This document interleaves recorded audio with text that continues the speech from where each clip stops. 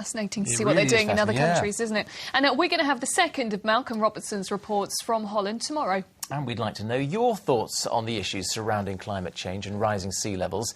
It's the usual address on your screen right now. Yeah, what do you think? Are we doing enough to combat the problems here in East Anglia? And how might they affect you? You can let us know, and we'll have your views on tomorrow's programme. Yeah, looking forward to seeing those. Now, there's plenty still to come tonight, though. First, here's what's on the way.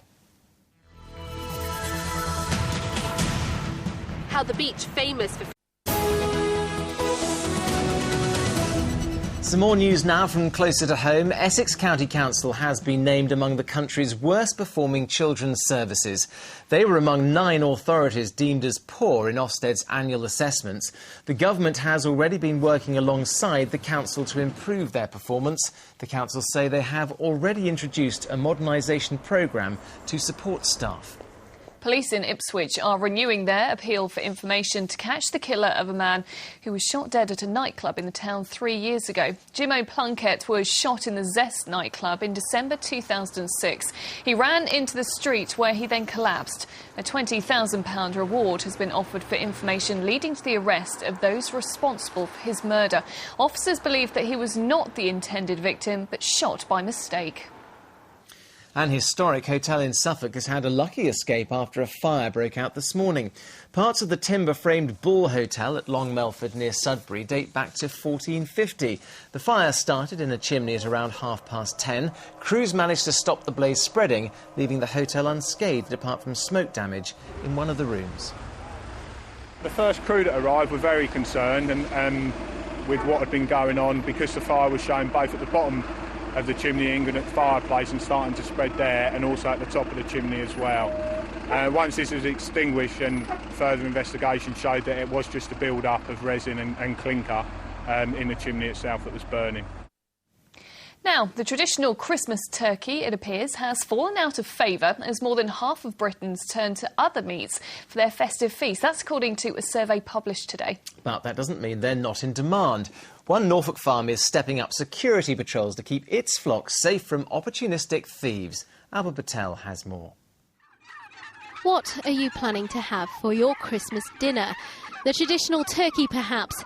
Well, turkey farms across the region are gearing up for their busiest period of the year, including here at the traditional Norfolk poultry farm in South Norfolk, which supplies thousands of turkeys to Asda. These are the prize specimens. They are organic and free range, selling for up to £70 each, but that means they are vulnerable. We have had problems with theft. Sometimes it's odd numbers, 2s and 3s. Other years, sometimes we'll find we're 200 or 300 short, where somebody's obviously come and had a lorry load. But it tends to come and go. But every year, we take precautions to try and, keep them secure. Those precautions include stepping up patrols. Spud Taylor now polices this prized field regularly day and night, keeping an eagle eye on more than 4,000 birds.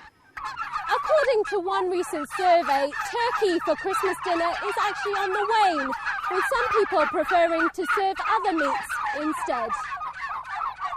The survey by the Food Standards Agency found that 10 million turkeys were eaten for Christmas dinner 4 years ago, but that figure is expected to drop by as much as 3 million this year. That's because 22% of people questioned said they would prefer to have roast beef this year. 18% want lamb, chicken got 10% of the vote, and pork received 2%.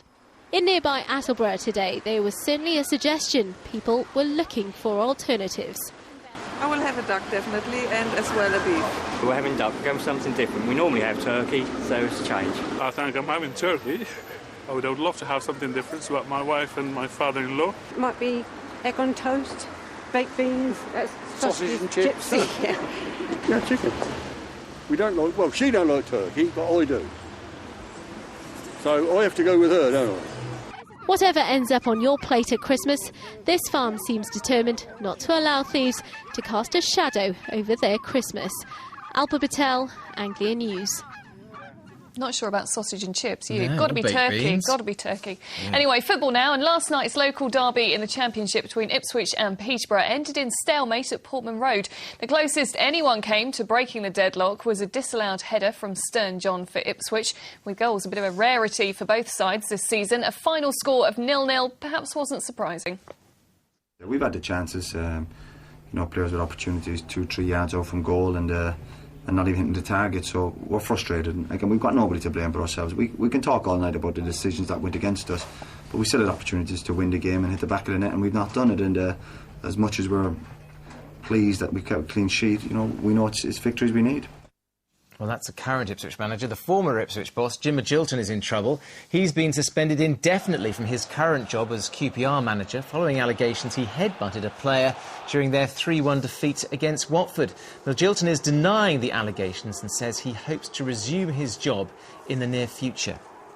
Meanwhile, non-league Kettering crashed out of the FA Cup at Leeds last night, with former Norwich boss John Deehan sacked as the town's assistant manager straight afterwards. The Poppies took the tie to extra time, but after that, things didn't go to plan as they conceded 4 goals in the last 11 minutes. Leeds winning 5-1 to book a place in round 3 away to Manchester United. Deehan was then sacked for the substitutions that he made. Now, player-manager Lee Harper is also considering stepping down.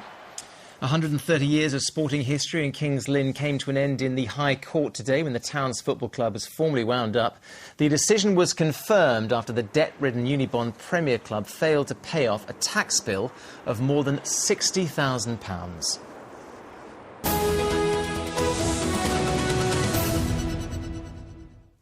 Now, more than 10,000 starfish have died after being washed onto a beach along the Norfolk coast. The creatures were left a bit high and dry on the sands after choppy seas washed them from their normal feeding grounds. Natalie Gray sends us this report from Holkham.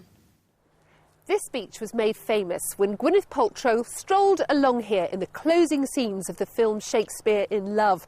But there's been nothing romantic about the latest goings-on here. It's been covered in a slick of dead starfish. And if you think this is bad, then just look at this beach a few days ago. More than 10,000 of them washed up by strong currents in recent storms. Unable to get back to the safety of the water, nearly all perished. And there are their sad little corpses stretching as far as the eye can see. I think it's a shame. I think just seeing the few that we've seen today, it's, quite upsetting. Well, it's a shame. I didn't know there were that many in the sea. Well, we saw loads on the beach on Monday in Hunstanton. I mean, they were everywhere. And it was very sad, really, because, you could turn them over and the colours underneath were really beautiful. But they were all dead, clearly. 7 years ago, the same thing happened here, and theories abound. Some say it's the effect of dredging, but Natural England say big tides coupled with stormy weather are a more likely explanation for the strandings.